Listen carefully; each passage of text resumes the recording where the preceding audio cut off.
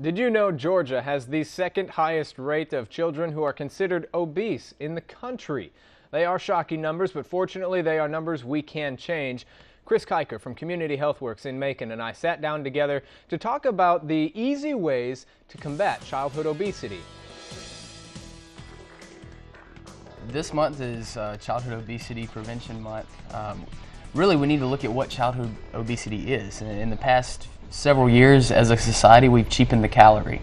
We've learned how to make food taste good, and in return, we're seeing the negative health impacts from that, and that's trickling down into our children.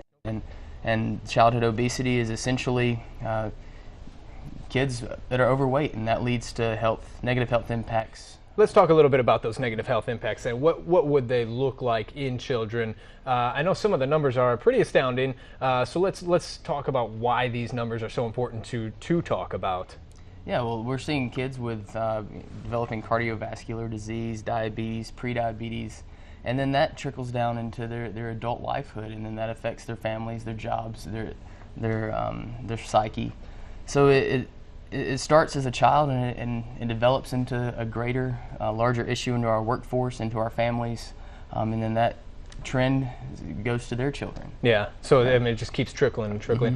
Mm-hmm. Now, some of the numbers that were very interesting to me, Georgia, number 2 in the country for the rate of childhood obesity, which causes a lot of different things. I mean, we've got sleep apnea problems, we have, heart problems, all these things. So let's go over some of the health risks that come from childhood obesity, from being overweight, simply kids that are overweight. Well, you have a higher risk for cardiovascular disease, stroke, diabetes, developing prediabetes. We're actually seeing children as early as 10 to 13 developing prediabetes. And what that is that develops into diabetes, and then they have to be medicated and on pills or even insulin. And that's type 2 diabetes, not type 1, which is, and type 2 is traditionally seen in older people. And overweight adults, and now we're seeing children as young as 13.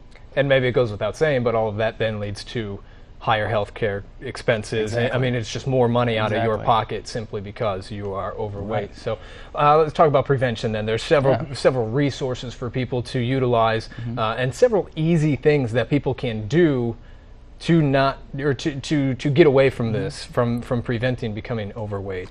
Well, at first there's a large movement in the schools, school nutrition and changing the lunch tray and what's on the lunch tray. And the health impacts that has for the child are huge, and then they can take that home. And we've actually seen children in a lot of our work in the schools, working with school nutrition department and also different educational programming with children. We've seen them actually go home and tell their parents, hey, we did this at school, and then so it starts in the school, and then I would say it starts at home, and with families and what they're feeding their children and what the type of exercise they're getting if they're taking their kids out to the playground, to parks, to even there's so many events on the weekends for families to get involved with.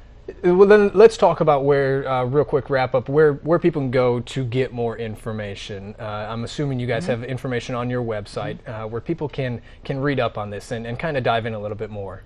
Yeah, well, at first, if you realize that your children are getting larger and you don't know what to do, check out our website, chwg.org, a list of extensive resources and research from including CDC sources. And then give us a call at the office. We'd love to talk with you about your family, your nutrition habits, and what you can do to change those.